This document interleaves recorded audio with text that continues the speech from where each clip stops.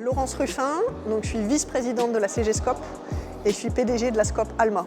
Je suis Thomas Coutreau, je suis économiste, chercheur associé à l'IRES. Le développement du mouvement coopératif se fait soit par de la reprise d'entreprises en difficulté. C'est par exemple, vous avez entendu parler probablement de Duralex, Bergère de France récemment. Et finalement en nombre qui n'est pas si significatif mais qui est assez connu. On a pas mal de transmissions d'entreprises saines qui doivent se transmettre sur le territoire. Les salariés reprennent leur entreprise sous forme de scope. Et c'est une manière de maintenir les savoir-faire et les emplois.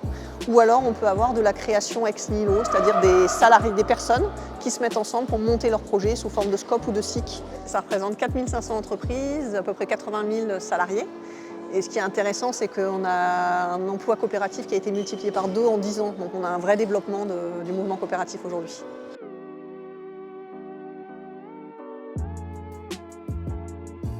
Une SCOP, Société coopérative et participative, c'est une société dans laquelle les salariés sont associés majoritaires. Ça veut dire pouvoir prendre part aux décisions, être formés sur l'entreprise, être informés.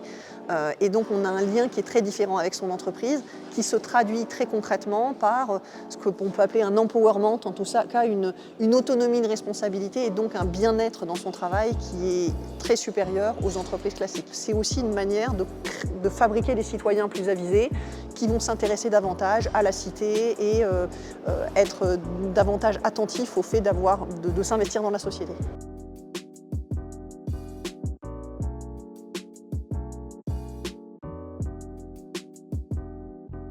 Alors malheureusement, depuis maintenant une bonne vingtaine d'années, on a un mouvement plutôt de dédémocratisation des relations de travail avec un affaiblissement du pouvoir des syndicats, une précarisation des salariés et puis des modes de gestion du travail qui sont aussi de plus en plus autoritaires avec des objectifs chiffrés qui ne sont pas du tout négociables, des procédures très strictes sur lesquelles les salariés n'ont pas leur mot à dire.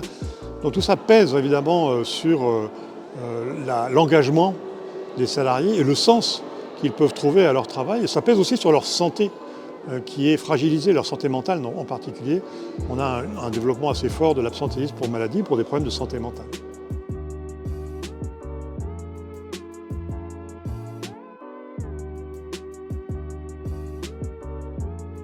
Les entreprises coopératives sont plus pérennes que les entreprises classiques. Le taux de pérennité des SCOP, c'est 76%, quand les entreprises classiques, c'est 61%.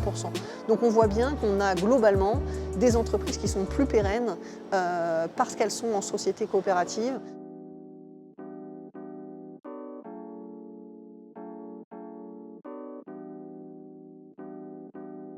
Alors les entreprises qui associent plus systématiquement les salariés aux décisions concernant leur travail ne sont pas forcément plus rentables que les autres. Faire ce travail d'association des salariés, ça implique un investissement dans la parole des salariés, ça implique aussi d'être plus attentif à leurs demandes, parfois de concéder des hausses de salaire. Donc ça n'est pas forcément rentable économiquement. Par contre, en termes de qualité de vie au travail, en termes d'efficacité du travail, de qualité des produits et des services, là il y a des études qui montrent que c'est nettement avantageux. En même temps, ça fait des salariés aussi qui sont plus motivés, par exemple, pour revendiquer des hausses de salaire, pour partager le pouvoir de décision. Et donc, c'est des choses qui peuvent inquiéter les dirigeants ou les actionnaires.